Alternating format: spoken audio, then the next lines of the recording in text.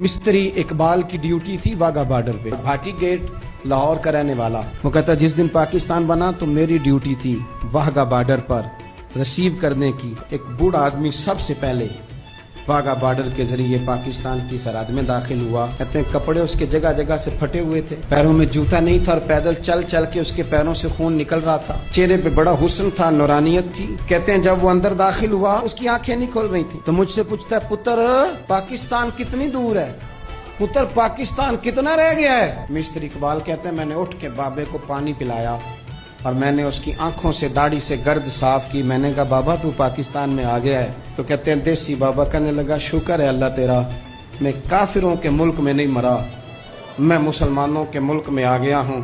कहते हैं ये लफ्ज कह के उसने ऊंची आवाज में ला इलाहा इल्लल्लाह मुहम्मद रसूलुल्लाह पढ़ा और उसकी रूह परवाज कर गई। इन जज्बों के नीचे ये वतन बना है, इन जज्बों के नीचे।